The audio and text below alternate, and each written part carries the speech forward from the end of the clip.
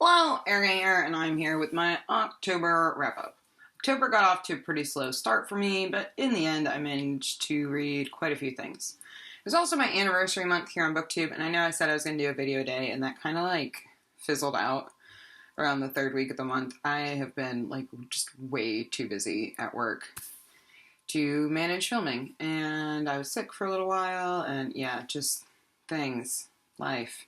It didn't work out. I made a lot of videos though. And that's good. So, here are the things I read in October. The first book I finished this month is one that I carried over from September, and that is The Last Unicorn by Peter S. Beagle. This is a classic fantasy novel, and the premise of it sounds really cheesy, but in actuality, it's really great. It's about a unicorn who one day she's in the forest, and here's some hunters talking about how the unicorns don't exist anymore, so she wonders if she's the last unicorn and goes on a quest to find out what happened to the unicorns. It's really beautiful though. It was kind of heartbreaking, and I thought it was really well done, and I gave it 3 out of 5 stars.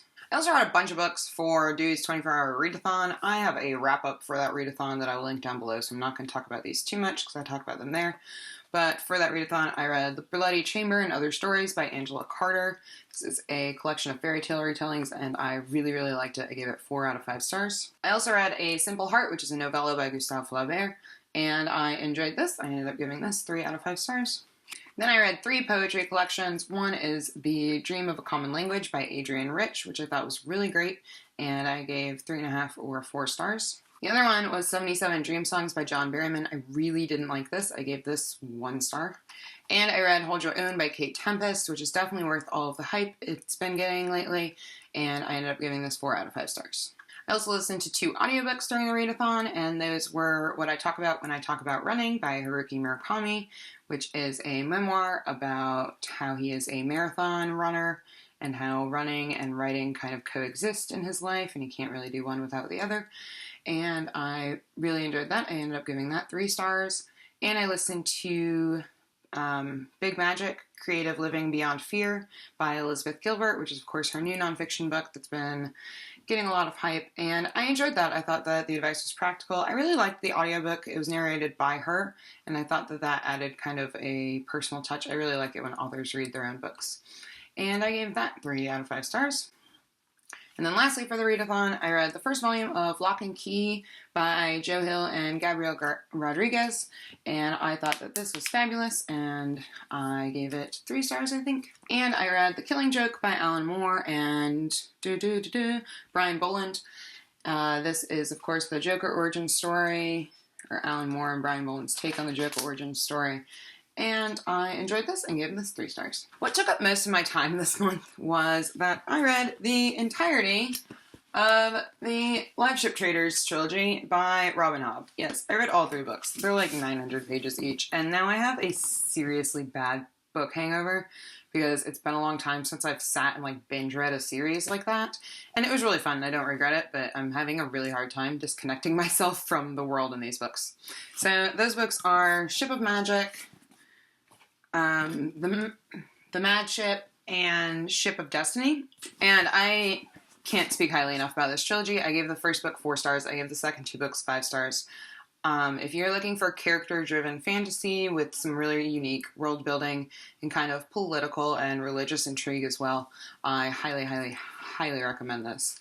It's been talked about a lot. I don't think I'm going to do a review on the trilogy, but I did love it. And then yesterday was Halloween, and I had nothing to do. I was off work all day, and Halloween's not really my thing. So I stayed in and read a bunch, and I was able to finish Odyssey Volume 1 by Matt Fraction and Christian Ward. This I started during Dewey's 24-hour readathon, but didn't finish. It's a retelling of the Odyssey, but it's kind of like a feminist space opera retelling of the Odyssey, and it was pretty fun. I gave it 3 stars in the end. I'll talk about it in my next comic reviews.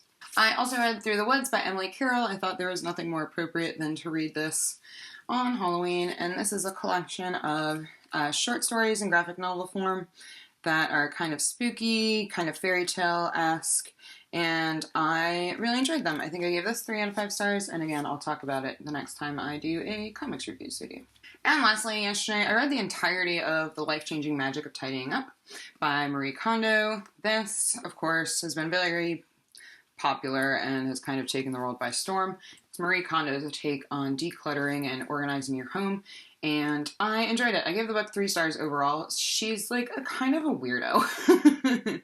Okay, she really loves objects, and she anthropomorphizes them, which doesn't help me at all to get rid of things, so that was a little bizarre. But I really like her strategy in how to get rid of things that you don't need, and I like her idea that you only keep those objects in your home that spark joy in you.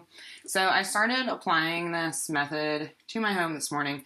I did all of my clothes and accessories and like shoes and purses, and I have 7 garbage bags full of stuff to donate or give away. And I took out 1 bag of trash. So it works. I don't feel guilty about any of it yet. And I'm looking forward to kind of over the next month diving in and tackling other parts of my home as well. So I would recommend this if you're looking for kind of a solution to declutter. Like I said, she's a little bit strange. And some of her ideas are a little bit out there, but overall, I thought it was definitely worth the read, and it was really quick. I got through it, like I said, just yesterday. So those are all the books that I finished this month. I am in the middle of 2 other books. I am reading Geek Love by Katherine Dunn. I was reading this as a buddy read with Hannah from Hannah Lamb, and I am like halfway through. I'm going back and forth between the print and the audio, so I listen to it a lot when I run, and the weather's been shitty, so I haven't been able to do that lately.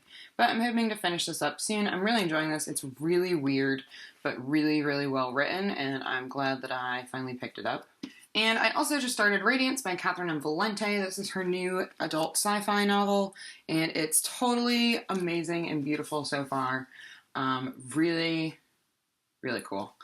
I don't know, I'm only like 50 pages in, so I don't know that much, but I'm looking forward to finishing this up soon. So yes, those are all the things that I read in October. Sorry it's not super interesting, because I binge read the entire Liveship Traders trilogy, which took up most of my month, because that's a lot of pages.